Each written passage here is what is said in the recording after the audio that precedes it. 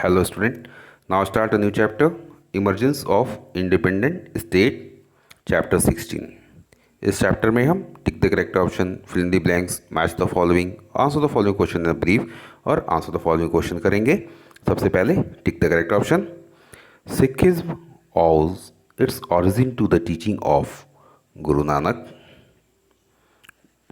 who took over the title of Chhatrapati. तो Shivaji. Question number 3. The Sikh revolt against the Mughal under the leadership of, तो under the leadership of Banda Bahadur. Which Nawab of Awadh was appointed the Wazir of the Mughal Empire? तो Safdarjung. Question number 5. Tipu Sultan did not send his ambassador to one of these countries to seek help against the British.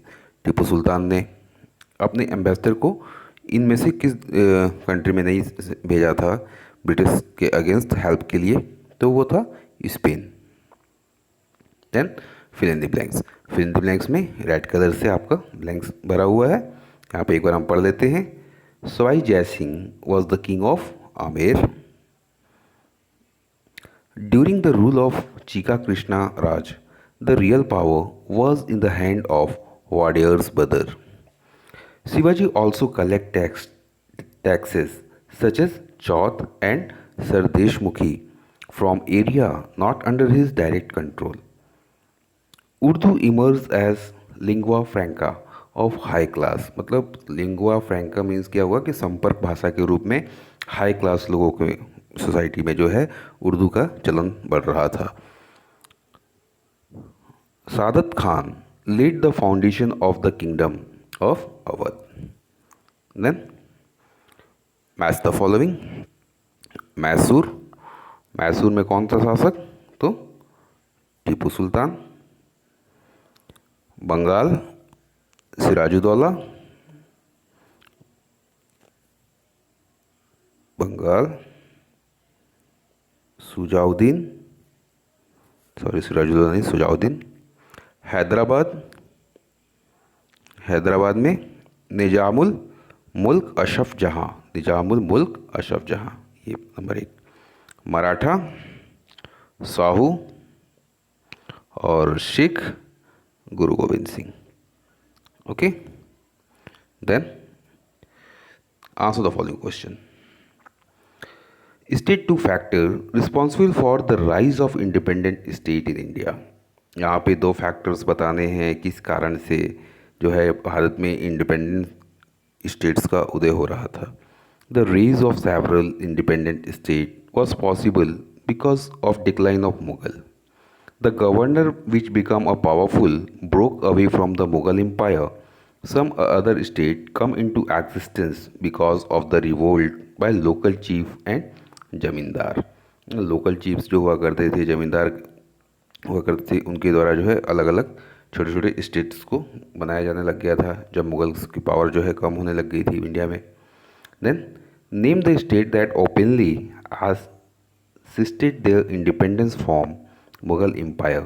The states of Sikh, Marathas and Rajput. Name the 2 main taxes levied by the Maratha, Chauth और sardeshmukhi. Question number 4. Explain guerrilla warfare of Marathas. Marathas का guerrilla warfare का क्या तरीका था उसको बताना है। तो Shivaji army was well known for guerrilla war which suited the mountain region. A small band of soldiers could easily attack the large enemy force and then run away to safety. और अपनी सेफ्टी करते हुए वो वहाँ से हट जाते थे। Then question number 5. State the condition of Indian society in the 18th century. भारतीय इंडियन सोसाइटी का क्या कंडीशन था 18वीं शताब्दी में? India of 18th century lack social unity due to federal division and economic disparity. The condition of the women was not good. The backwardness of agriculture and industry at the hand of foreign companies destroy the internal and external trade.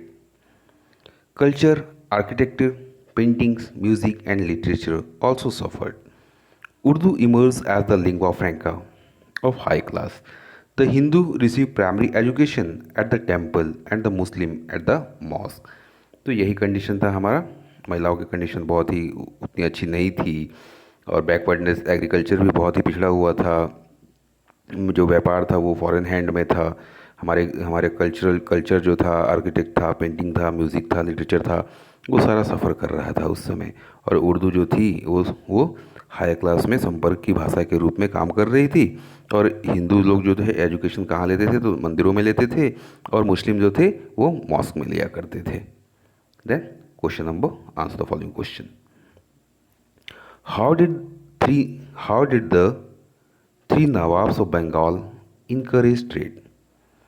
All the three Nawabs of Bengal, Murshid Quli Khan, Surajuddin, and Alivardi Khan, realized the importance of trade in the development of a state and thus provide facility to the local and foreign merchant. ये जो तीन शासक थे, अपने नवाब थे, वहाँ पर उन्होंने इम्पोर्टेंस समझा था, ट्रेड का इम्पोर्टेंस समझा था, इसलिए उन्होंने अपने राज्य में फैसिलिटीज़ प्रोवाइड की थी, किसके लिए, लोकल और फॉरेनर्स मर्चेंट के लिए। They got the roads build, they build dinars and remove corruption from the customs administration. The force the official of East India Company to obey the law of land and pay the same custom duty as was paid by the local merchant। और वो जो थे वो force करते थे east India company को कि भाई जो लोकल मर्चेंट टैक्स पे कर रहे हैं वही आप भी पे करो, में दोनों में बराबरी रहे। Why did Banda Bahadur fail to strength the Sikh power? अब बंदा बहादुर कहाँ फेल कर गए भाई? तो after the institution of guruship come to an end, the leadership of Sikh passes on to his trust discipline. Banda Bahadur, he tried to unite the peasant and the lower caste and wages of equal war against the Mughal army for 8 years. He was defeated and tortured to death. He failed because the Mughal were still strong. The upper caste in Punjab were against him and such they joined Banda opponents। अब जो वहाँ पे upper caste थी पंजाब में वो तो उसके opponents में हो गई, यानी कि उसके विरोध में हो गई। Moreover he failed to mobilise all the anti Mughal force because of intolerant and narrow minded attitude. और वो उनको एकत्र करने में फेल हुए मुगल्स के विरुद्ध। Then question number 3, what were the main features of the Maratha administration? अब यहाँ पे मराठा एडमिनिस्ट्रेशन का मेन फीचर्स बताना है, मुख्य विशेषताएं बतानी है। थोड़ा क्वेश्चन बड़ा है, आंसर बड़ा है, ठीक है। Shivaji was not only a great general but also a good administrator. His kingdom was divided into two part, स्वराज्य और which was directly under the Marathas, and the Mughal territories which had to pay revenue to the Maratha। उनका जो साम्राज्य था, जो शासन था, दो भागों में था। एक क्या था, स्वराज्य, और में जो मराठा शासन किया करते थे, और कुछ ऐसा शासन था जो मुगल के द्वारा शासक किया जाता था, जिसमें वो लोग उनको टैक्स पे करते थे, रेवेन्यू पे करते थे। The revenue system was well managed. The swaraj area had to pay 2/5 of the land producer. The Mughal area had to pay 2 tax chauth and sardeshmukhi, ठीक है। Shivaji was not a arbitrary ruler. He had appointed a council of 8 ministers called the Ashtapradhan who advised him in carrying out the administration of his territory. He maintained a regular army which comprised cavalry, infantry, artillery, and navy. He had about 200 ships in his navy. His soldiers were paid well, so they never went on rampage. Shivaji performed perfect the arts of guerrilla war. Shivaji observed strict discipline in his army. The Maratha under Shivaji were able to lay the foundation of excellent administrative machinery, both civil and military. It was because of excellent military organizations that the Maratha were able to win battle after battle। तो ये जो है इसको आप story के रूप में पढ़ोगे तो याद हो जाएगा। आप जो सोचोगे कि हम इसको रट लें और परीक्षा में हूबहू लिख लें तो ये संभव नहीं है, क्योंकि थोड़ा सा बड़ा है, ठीक है। तो इसके लिए आपको इसको समझ करके थोड़ा सा एक दो बार पढ़ लोगे तो, सुन लोगे तो आपको ये कंफर्म हो जाएगा क्या है ये, और उससे आप अपने लिख सकते हो।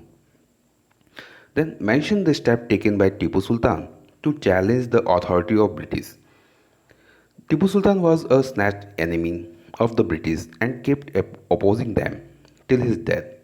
He sent his ambassador to France, Turkey, Iran, Arab state to seek help against the British. यहाँ इन जगहों पर उन्होंने अपने जो है एम्बेसडर को सेंड किया ब्रिटिश के अगेंस्ट हेल्प के लिए.